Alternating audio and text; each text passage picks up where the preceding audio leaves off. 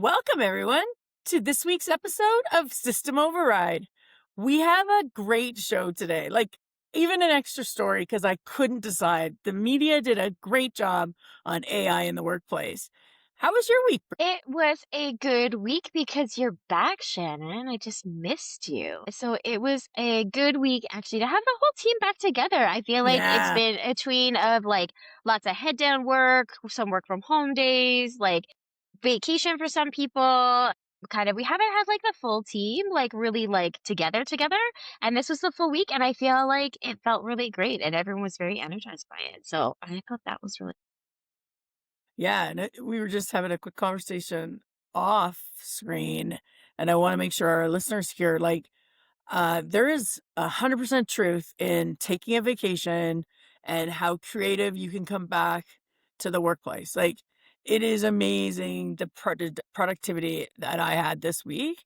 Not that I'm not normally productive, but was like very productive. supercharged, But right? Like, creative productivity. exactly. Not doing, Yeah, actually, like not the doing. big thinking, the research, the strategic stuff that Mhm, just kind of hadn't been able to flow out of my brain before I left. And super excited. It feels so good when you get time to do that. So there is a lot mhm. of truth, and you should take some time away from work, and then you're better at work.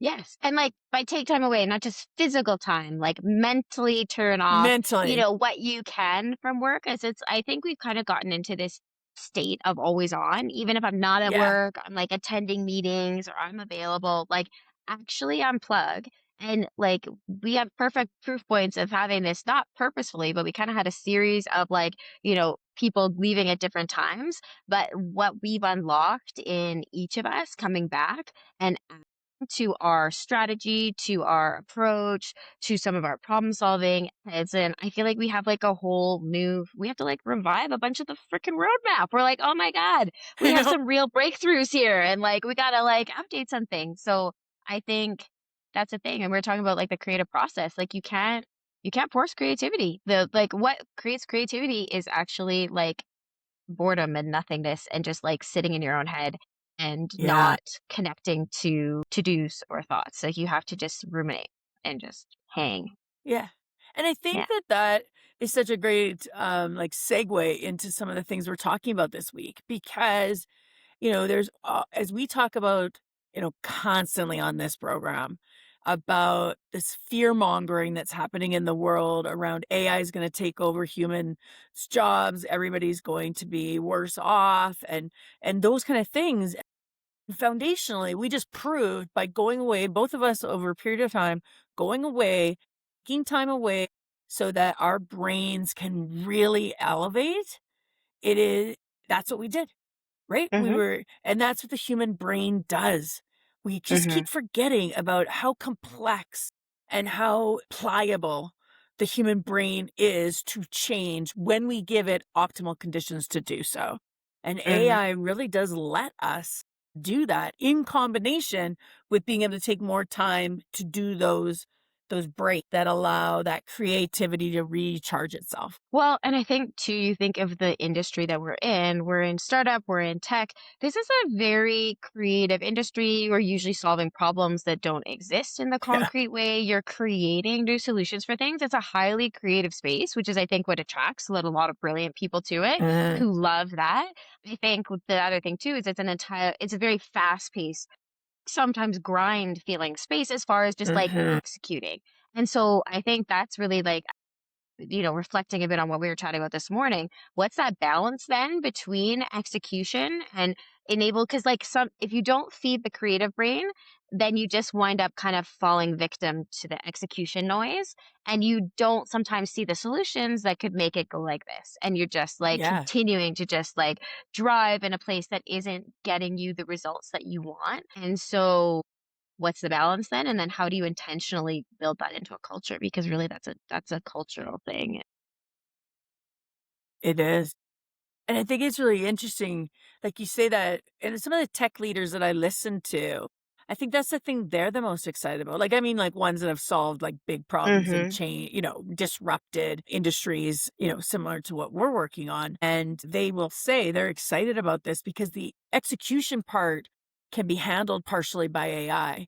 So that frees up time to Mhm. spend in that creative problem solving space, which AI can't do at this point. No. And I Yeah. think the biggest shift that people as a human are going to have to think of in their mind is not seeing that space as non-productive.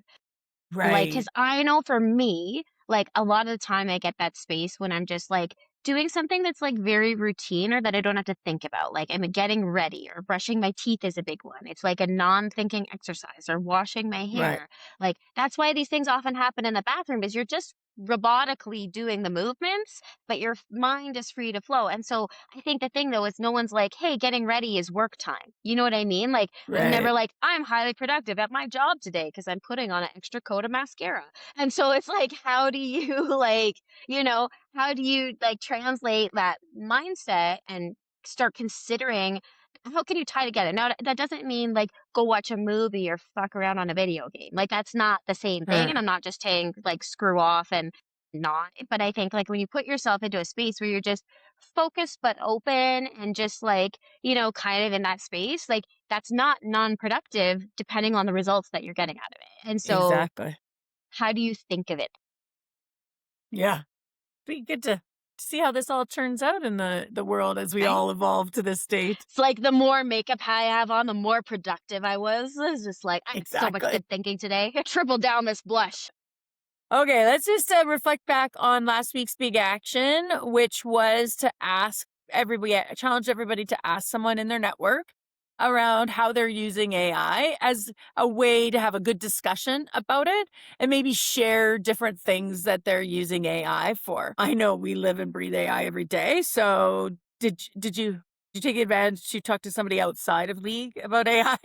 I mean, I talked to my husband. Does that count? Like he's Of outside course, of of league course it counts. proper. He's league greater area, but he's outside Yeah, of league proper, of course. Yeah. And I've really been trying to push him into just like because again, it's like I would say for him, he's not like leveraging it a ton, and it's more in the way of like the fancy, like the upskilled Google, where you're just like, "Oh, I can get some different answers from here, or ask a very distinct question, and it's easier to get an answer than Right. scrolling through my Google results to try to piece it together." And so I was curious, like, how are you using it? Do you ever use like ChatGPT or anything like that? And then introducing him to the world of Claude and like how we're Yeah. like on that sort of thing. So that was interesting just to see like again, he's more big corporate and like it's not really something that the most users are really like using in their role right now. Right. But he could be using it outside his role, right? Like that's the Yeah, he could. interesting, like think about different ways of how we use it and how that it could apply to other things, even like secondary income, right? There's times and places where you could set up a bot to run a program that allows you to make money on the side Mm-hmm. that without much effort. Exactly. Yes. It's just And interesting. You just have to get out of the space and yeah. to think about these things. Actually, that's a good thing. I'm gonna tell him he has a side thing that he's been talking about forever that has to do with more his sports background, and he could Yeah. definitely start to leverage AI to help him execute it if he Hmm. wanted to do it. I'm gonna tell Yeah. him. Well, and that's similar to what I had the conversation with. I had it with my son actually, who is in that Gen Z group that is AI forward. But again, most of what they've been introduced to, unless it's kind of part of your job, is the Google on steroids, like is what I call it. And so I introduced him to Claude and said, go in there and just try the coding. Go in Yeah, and just see what work within happens. it and see what happens. And he built himself a program that actually he's a GIS expert, and so it built. I don't know exactly what it does because I'm not Mm-hmm. a GIS expert, but it did something about the mapping and all the stuff that he works on. And he was just in the process last week of like testing the code to make sure it was all accurate, but I'm like, "That's cool." It's very So, cool. yeah, so then he's like, "Oh, now I see what you guys are doing with this." Now I get it. So, it is good though, because I think when we talk about AI, we often don't define whether it's AI like literacy, which I would say is kind of Mm-hmm. using, ChatGPT and the others as kind of a search engine to get deeper insights than maybe you got on website searches through Google. But it isn't actually necessarily, creating ease, using it to really create and build something, which, Mhm. you can use now with the agents or whether you use it with Cowork or whether you use it with, coding or whatever. So, there's still a difference between the 2, and that's fine. I think literacy is where we need to start. We need more people to be literate in it and then Mhm. feel comfortable with it, and then the evolution to being able to use it for workflows and building of apps and coding and stuff like That made me think of a boost we should do. I'll put in the that. I'll put in the Slack.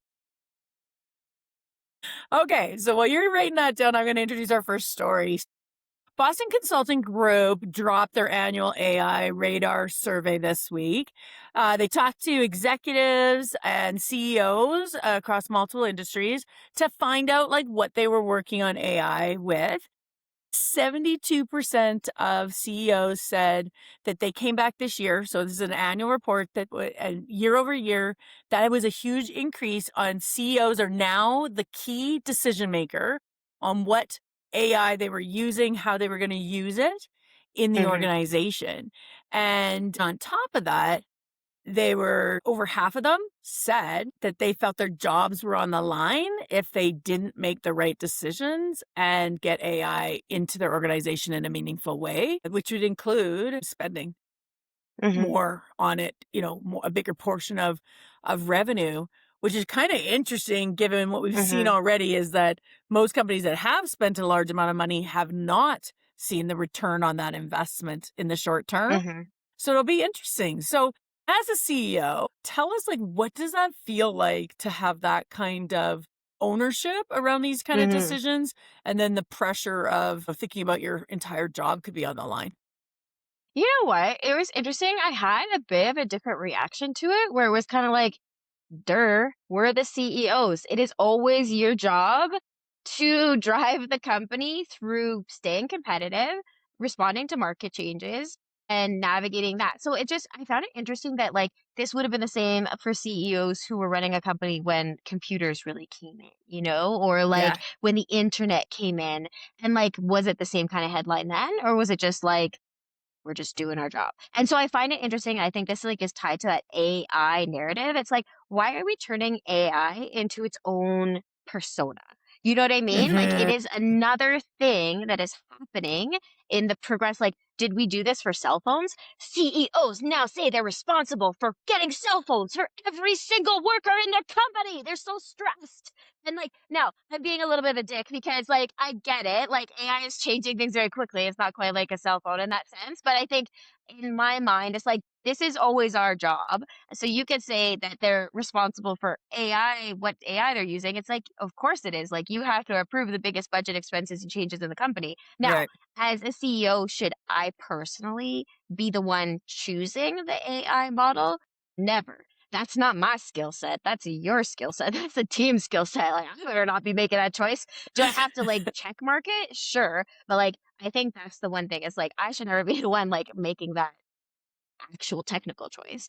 Um, Yeah. but is it my responsibility to drive our company through change, through making sure we stay competitive, making sure whatever?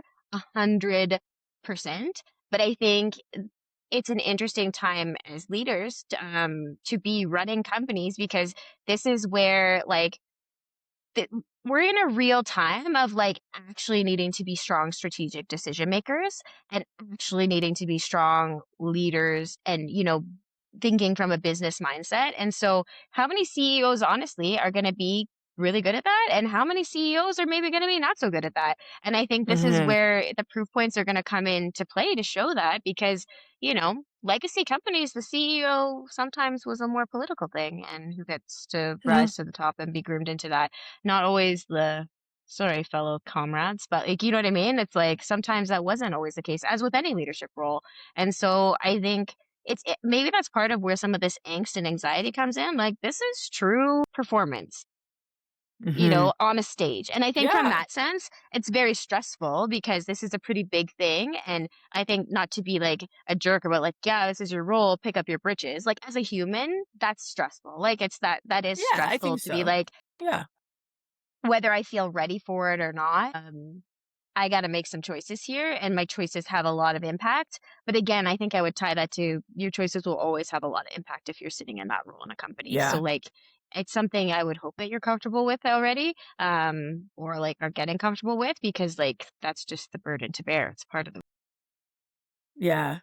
One of the things that I thought of when I was reading through this report was, sometimes there's like this, you only can make decisions based on what you know from the past, right? Yeah. And in this case, AI was coming at us fast and furious. And like what AI looks like today that we use daily and what it looked like a year ago are completely different, which is exactly what Mhm. everybody told us was going to happen. Like Mhm. that velocity, that speed of change was the thing we've been warned about for years. And so that means that the CEO and the middle manager are learning AI literacy together. And so Mm. I wonder if some of these CEOs didn't take that learning journey as serious and left it in the Mhm. hands of those that normally execute things and Mhm. those that also had to learn it at the same time. But if you didn't put a structure in place in your company to make sure that the people who are responsible for the execution or the decision making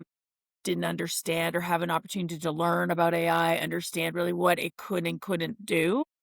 Mhm. And instead you took that and outsourced it to a consultant, which I'm pretty sure Yeah. most of them did. Yeah. Now you've paid for somebody else to bring you that knowledge, but you don't actually have that inherent knowledge in your organization. And this stuff Mhm. is moving at rapid speed. Like you think about us, we started by, each one of us had kind of our favorite um that we use for mostly research and composition of documents. That's Mhm. what we did a year ago, right? Yeah. Then we built a platform off of it. So we moved over to we moved off of those and into Claude so that we could code. Mhm. And then except for one of us, I won't names, she was very attached to her chat GPT. But you know what she's doing now? She loves it. She loves True. the I do. Claude. I do. I do love But, the Claude. but it is really interesting. I don't think that most leadership teams work that way though, No. right? I And think I that yeah. it's really nerve-wracking and because you're learning something while you're trying to do the change management on it, while you're trying to get returns. Yeah. That trifecta is painful. I think what you said there too around like just the speed and the pace, like what I'm kind of like going back to is like, so when I was in energy, there was a ton of initiatives coming up as, net zero started to becoming a thing and thinking about all of Mhm. these kind of different things. And so there was a lot of initiatives happening to try to like create better ways to work, better ways to be innovative, the innovation hubs or this or that. And a lot of companies went down this path. But in my mind, it was kind of like, that was almost like a foretelling or a precursor of like how well can you, because like it's never just a solution is the answer. It's never like one Right. decision is it, you nailed it. It's always going to be we're moving in this direction. And as we learn, we have to tweak, tweak, tweak, tweak it to get it to be where it needs to be so that it's fit for purpose. And considering how fast things are changing, a method to keep tweaking as things Mhm. change. And so companies that would have actually, moved closer towards that kind of process in that innovation loop that they were all trying to do, 10, 15 years ago, if they actually move their company in a real direction, they're in a much better place to then be That's doing right. exactly what needs to be done in this process versus the ones who tried and struggled because of the politicking, because of the kind of just like behavior of like, oh, nothing changes. Like, what's the point? We'll keep these ludicrous, 5-year timelines to get something done. Like, Mhm. they're the ones who are gonna be hurting the most in this because, like you said, what if you got a consultant? Then there's nobody in your organization who can do tweak, tweak, tweak in order to make this right. Exactly. So you either have to pay to have someone tweak, tweak, tweak you, and that's very expensive, or you don't do it at all and then you fall behind. So I think that's probably where a bunch of this stress comes in is like, it's my job to make decisions, but I have not built an organization for which to make strong decisions off of because they don't get real time feedback. We don't have real time data to do this in a very effective way. I haven't trained my staff to have this mindset, or I haven't culturally enabled this mindset in my company. Like, I feel like there's a bunch of different things probably contributing to this. So, like, yeah, it would be pretty stressful. And I think that's where that, like, did you sow the oats when you couldn't tell that it was gonna turn into, like, a big wheat field, but you just knew they're the right oats to sow? Or Right. were you just looking at what's in front of you and just looking for wheat, and if it wasn't there, you just kept marching without bothering to, like, build those foundational pieces?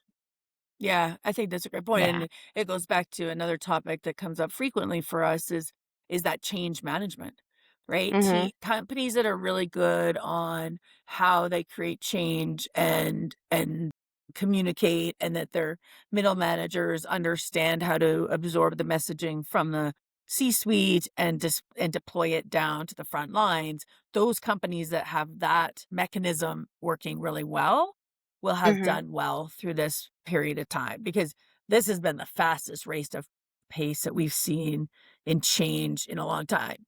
And because like what it can do today is not what it could Mhm. do a year ago. And so, like, even if you spent all this time, like, deploying, an AI age or like a platform like Gemini, or what's the other one? Microsoft.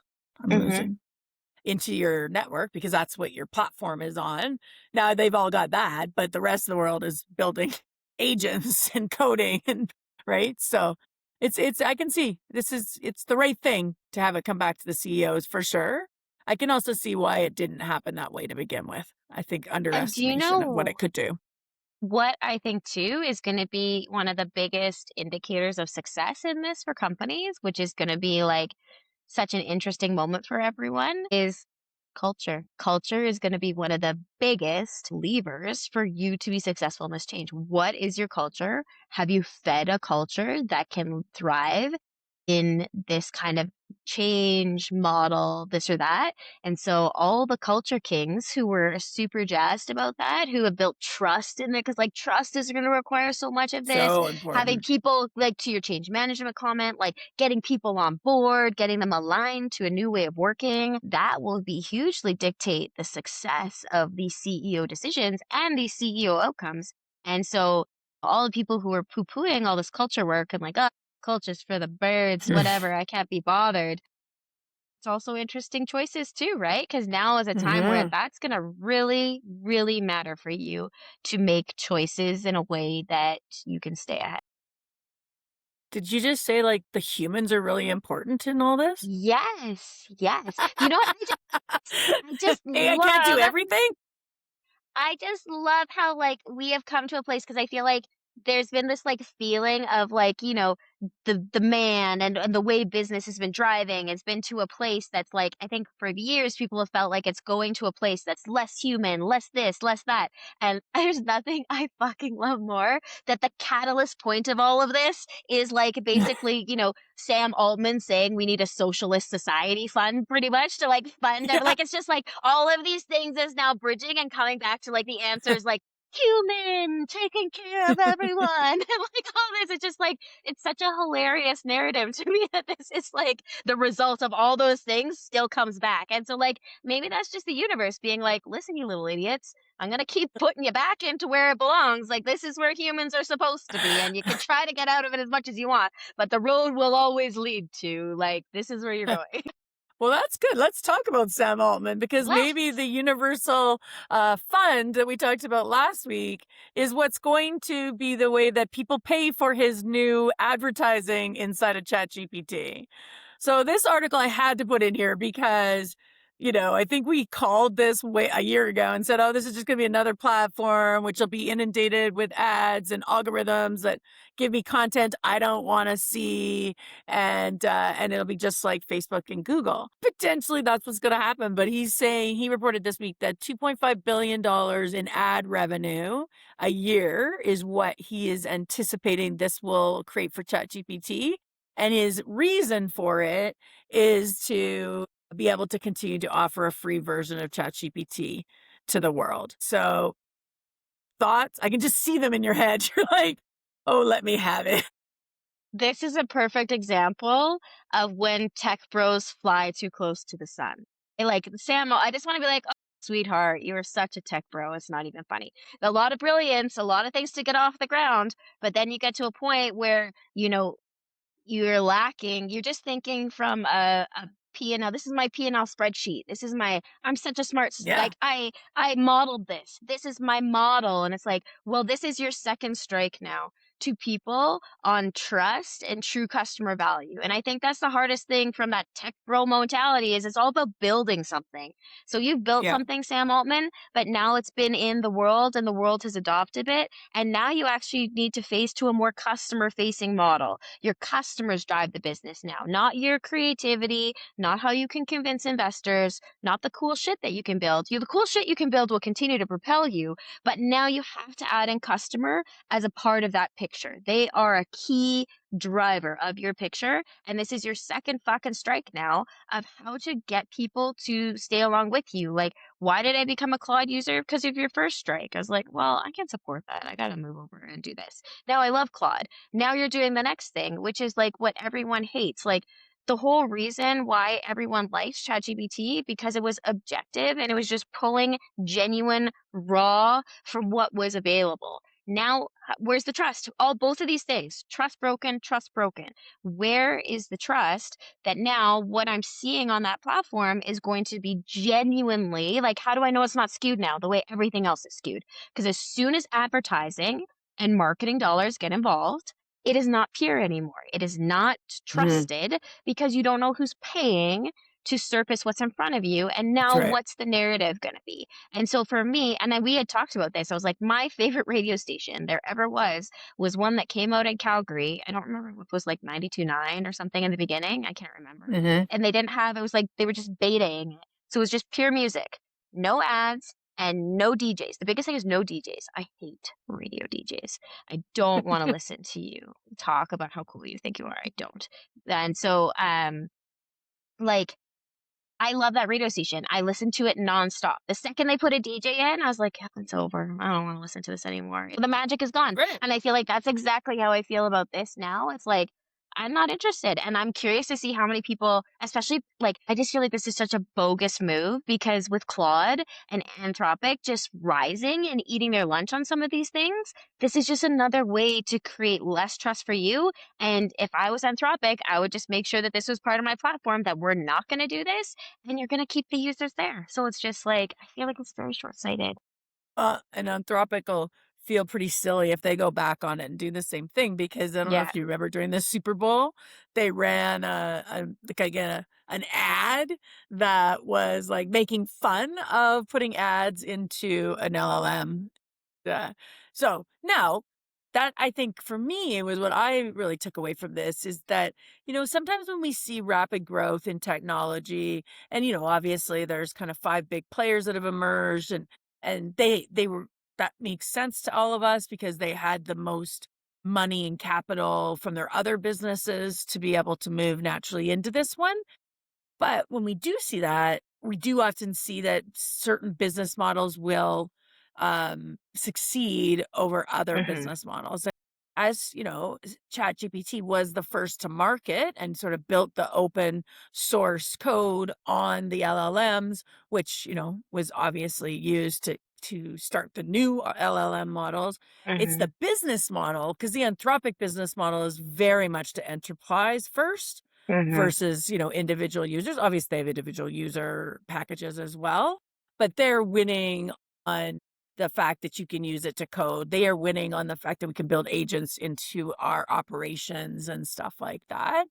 And their costs will come down because right now the compute costs on those models are as expensive, Mhm. if not more expensive than humans. Yeah. Right. But as we build out the energy and we don't have the constraints on energy that we do today and the lack of data centers, Mhm. that compute cost should come down and make that Yeah. model better. Well, and there's a time and a place for marketing too. So I think the other thing too is it's like, how are you integrating it? Like, I'm a consumer. Like, if it's a highly personalized, well placed ad that I genuinely value that product or having a surface to me, Right. I don't not value that. I think it's just how are you putting it in? And when is it becoming? And how are you ensuring that when I'm asking for objective questions, especially around, the world or politics or things that are very like core, like that I'm not getting skewed responses based on dollars behind the scenes versus like more consumer based things where it's like, do I want to know the different, kinds of cleaning supply. I don't know, something. It's like, maybe I do. Maybe I am looking for a good streak-free finish. I don't know. Maybe I want to see my options. And so I think to your point, it's like there is like a model there and there is revenue. Like, of course, that's like the biggest play for anyone. Build up a big enough community and throw the ads in. That's when you get a Yeah. shit ton of money. And so I get the financial model, but I think it's like, how can you rethink it from just like a broad brush, like pump in? Because like, again, like it's the trust factor. It's like, are you being Mhm. thoughtful about it? Are you putting it in place? And it's also like the value factor. This just feels like a take. It's like, I'm gonna you're trying to like gamify people to think that this is a give as far as the free version, but like people Yeah. can see it for what it is. And so it's like, I'm not against you putting in ads, but make sure it's a reason. Like at the end of the day, you're skewing. Here's customer value and here's your personal value of getting your own Yeah. money. And like your personal value is screaming in this. If customers made it where it was like your customer value first, they wouldn't care if your personal value equally like lifted as a result of it. But you can't keep the customer here and just put your own personal value here and then try to sell them a shit picture and say, well, it's valuable for you. Like people aren't idiots. And so like Yeah. I think that aspect is like where it's lacking. Yeah.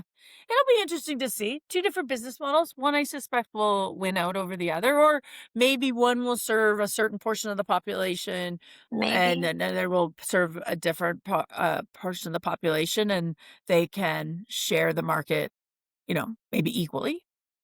But it'll be interesting to see because you're right. This is really a money play right now. And I think consumers are done with just straight up money plays and they still really do like experience from a particularly low friction, high value Mhm. outcome. Mhm. Yeah. Well, it also like you don't want it to be a pay to play to be have good information. Like I think it's Right. bullshit that it's like you need to be able to like you could be manipulated and you could be very much skewed into certain rhetorics if you're doing free versions of things and then it comes into a class thing where it's like, "Oh, well if you can pay, you'll get better data, it'll be less influenced, it'll be blah blah blah." Like I think that's pretty dark and scary of a place. I think that is the biggest thing, right? Because the one of the things that we led, all of the kind of rhetoric or the communication around AI to begin with was about, level setting the playing field where everybody would have access to this data the same way we do on the internet, right? And so if you start to create, a pay per play type of a model, or ones where you have to choose between, feeling like your information could be augmented due to an algorithm to present you an ad over just Mhm. clean, really good research and data, then you're no longer making it equal for all of us. I wonder if this is like comes back to the conversation we were having in office. It's just like, is this like a circumstance of like the privilege opening up and being like, oh shit, Yeah. we made a door. Now the non-privileged, the have-nots can become haves. We have to fix this. And it's Right. just like, put those class systems back in here, folks. Guard it with some Well, money. And like, that's like a ridiculous thing. it could But be, right? it's like, Well, and to your earlier point, right? So if it ends up being all about the money and X companies at over $1 trillion valuation, and you're only at $990 million trillion or value or billion value, how are you going to make up that $10 billion? Anyways, okay, let's go on to our third story because this was an interesting one. On the University of Phoenix Career Institute released their sixth annual Career Optimism Index, and in that 50% of workers say AI makes them more confident about pivoting to a new role, whether that's inside the company or outside the company.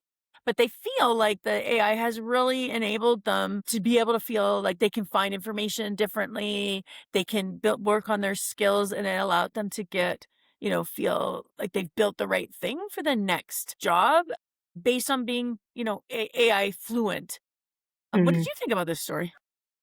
Yeah, I thought this was really cool because I think that's a quickly rising percentage from like the first introduction of AI, of people being like, I am unsure, I don't know. That it's obviously showing that people are like, feeling like they have the ability to step in and start like enabling or tooling themselves with ways to support themselves in this change. So I think that's incredibly positive. I think it also shows like workers aren't going to wait. They're going to go and they're going to figure out Mhm. solutions that can help enable them, which I think is also awesome. I think the biggest thing is like what you were talking about in the beginning around fluency versus like, I think there's still like probably a bridge in the sense of like I'm getting a lot more information. It's kind of like I learned how to use Microsoft Word. So now I feel like I know how to, really put down my thoughts and like organize themselves in a way, but that doesn't still mean that I like really know yet how to like I can use the tool, but I don't necessarily know how to apply that or bridge that like into different spaces, into like a Right. paper over here or like a result over there. And so I think there's still a progression of that required, but I think it's incredibly positive that people are feeling receptive and moving into it. Well, What do you like the think? example I think about, like, from kind of the first tech evolution or this century, which was you're right. Like I could learn, I knew how to use Excel, but I'm not skilled in Excel because I couldn't like necessarily put pivot tables in and build a spreadsheet on top of spreadsheet on Yeah, top of spreadsheet. Right. yeah, One is fluency and one or literacy, and one is fluency. And really specific skills in that particular, and right now, we just need literacy. And most hmm, people that have literacy have been able to build confidence, do things that they maybe didn't think about doing before, which triggers them to maybe start to build the fluency. And the cool thing about AI is it teaches you how to be fluent in it. Like, yes, right? The tech actually teaches you how to code. It builds the prompts for you. It shows you kind of the outputs. Yeah. So it's an interesting circle there. yeah. But I'm really But excited I about think this. I that's think cool. I do, right? Like you just had to get in and start playing around with it to find out what was possible. And through that, it's so great to see that people are starting to get some optimism about their career future. Like, obviously, we spent every day working on this problem because there's definitely a concern both on both sides, the employer and the employee side, around great people in the workforce and then how they're using the skills that they need in Hmm. this AI era. So excited to see some optimism. Very excited. Good directional movement. Okay, so the last one today is a Gallup poll was released, State of the Global Workforce 2026 report that came out and said employee engagement dropped 20%. Now, this is a statistic we are very familiar with. We've been using this statistic as a 8.8 trillion dollar loss, and with this drop based on this output, it's now over 10 trillion dollars in lost productivity a year globally, Oh, right? they've upped it. It's up from Yeah. 8.8. I You're need gonna have to to change your increase that slides. number. Okay, this isn't a good thing, Brie. A good thing for league, No. I guess. Yeah, it's a good thing for me, and then my problem's getting even bigger, but. But it's unfortunate, right? That in this time of uncertainty, in this time where the change management has been less than effective. The employee is, continuing to feel disengaged, even more disengaged than they did before. And disengagement means that they are less productive. For an example, we hear people ask us quite often, like, what does that mean? Like, how did you quantify that value? And it means like in an 8-hour day, they could be taking longer breaks. They could be Going for scrolling coffees, they could be, yeah, they're doing finding things dinner on work recipes. time. Yeah, Yeah, that is not yeah. work related, meaning It's not the the company's productive, absorbing. creative time. It's the Yeah, just like distracted time, yeah, just where you're not engaged or feeling connected to what you're doing. And you're just looking for other things to take your time and energy because you have no interest really, or like a lack of exactly. interest in what you're doing. Yeah. And most of the people we talk to about this problem is they're very well aware of it, but they have no way of knowing who and when. This disengagement happens silently. It happens long before somebody, expresses their need to leave or Mhm. dissatisfaction in even an employee survey, which by the way, they're not honest about. Most of the Mhm. time because there's a breach in trust there. But, it really starts. It could be years ahead of time, and that really can compound in a loss of revenue for an organization. Mhm.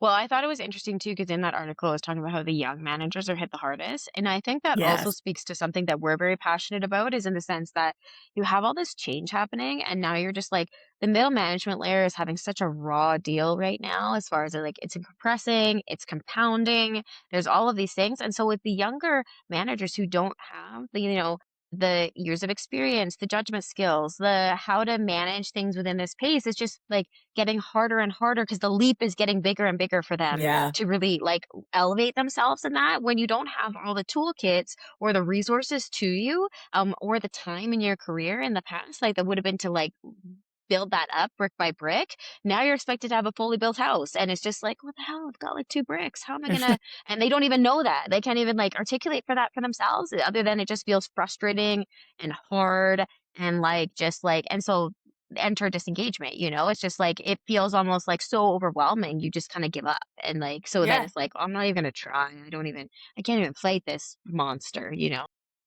Well, and if you think about it, we just said that that middle management layer is the layer that Hmm. needed to become AI literate this year. Yeah. So on top Yeah. of that, in order for them to manage the, execution or deployment of AI into an organization, they needed to actually understand AI. So like that's another piece on top of a group of employees inside most organization that were already crunched. We see the Hmm. highest burnout rate there. And so, in this survey, they found that that layer contributed the most to this increase. Yeah. And I And guess they as a get paid company, significantly more, right? So yeah. the cost of the business goes up exponentially because it's not your frontline workers that are feeling this. It's your middle managers and, they usually make more money. Therefore, the cost, the bottom line is higher. I think too, beyond that, they have such an like it's a one to many influence. So it's like not only are they costing you more money, if they're disengaged, their leadership mentality is going to bleed into their team for the most part. Maybe not Right. everyone, but they you can count that at least one to a portion of that team is going to be affected by that Of mentality and that course. attitude in a way that also then negatively impacts your bottom line. So then it becomes a cascading effect. But if I was a company or a leader in this situation, I'd be really thinking how I could give some support, because it's very hard to learn a new tool when you are constantly firefighting and drowning under like the team, the people, and the work on top of you. And so, how can you create some space and ability for these managers to get a breath of air and to actually like AI would probably be a tool that would help them do their job better, but you need time and space to learn it and then to understand how to Right. apply it to your role. And so, how are you going to give them that so that they can, stop being caught in this bit of a whirlwind that they can't get out of? And I think this is where we are really seeing that paradox happen is that organizations and leaders know, based on some of the research and stuff that's been done over the last decade, that workplaces needed to change. They needed to start to augment their models. They needed to look at really skill based workplaces and what the skills and what kind of things they needed to help develop in their teams, but they really haven't had the time or the capacity to do that. And executing on putting all that great research into their organizations, we found that it's actually not as easy as they all thought it would be. Yeah, and I think that would have helped if it had that been able to slide in parallel to the AI era coming in, then they would have been able to probably execute and not see this production gap go further or productivity Mhm. gap go further. Instead, they would have actually maybe seen it reverse because we So know you're that the AI saying, helps with their productivity, right? But if you can't feel mhm. good about it and the leaders can't articulate it well out to their teams, that is definitely another just a deeper separation of the two. So you're saying an investment in culture and communication, an effective team would have paid off in this scenario as well, or be Yeah, an enabler to move ahead. exactly, It all something like comes that. back to the same spot. It all comes back. The humans are incredibly important in an AI era. In case somebody hasn't got that message, they're incredibly important. Yeah. So, okay. So, let's go into the big action for the week. And funny thing is, I was just thinking about it. You know, when you read something before you go on air and then you say it earlier in the show? Like I talked about a big action being ask about AI. That was supposed to be the big Mhm. action for this week. Was it? Just rolling with it. I was like, "Did I ask someone? I don't know." Chris and I talk about it. Okay, so I'm gonna change up the big actions. So we've Okay. already talked about it. Let's go to your point. We've talked about culture and humans. I want everybody to think about the culture in the place that they work today or the company they're running today. And like, what are the things that you really love about that culture that you think are going to serve you guys well in an AI era? And what are the things that maybe aren't going as well? And you, as someone who's an Mm, employee at that mhm, organization or on the leadership team could start to think about how to evolve or mhm. augment to be better served in an AI era I love that. workplace. I also think too, if you're an individual, like don't think you don't have the ability to change. I think whenever it comes to culture, it's just like, okay, if that's what I name it, then what are the actions I need to do or who do I need to show up as That's a within great that idea. to start just like organically showing it. So like if you're a leader, think about the type of culture. If you're an individual, think about if that's the culture, what do I have to do in that culture to start just being it? Because the biggest, fastest way to create culture is to just model the behavior and start doing it. Exactly. So yeah. Yeah, You you don't don't need need to someone to do tell you this is the culture. Just start you don't need being to the have it culture. written on the wall. Yeah. Yeah. You actually just have to action it, and I think that's a great idea. So, can you remind me next week that we've changed your big action? Yeah. It's I love it. We just flow with these things. That's how we draw. like, I was like, was that the big ask? Sure, why not? Let's keep Why going. not? Anyways, that was a great conversation. Thanks, Bree. I'm looking forward to next week's conversation. Yeah. Like it, share it, tune in next week. And yeah, we would appreciate if you just, left us some thoughts or shared it with a friend. Yeah, be great. Awesome. Okay. Thanks, everyone.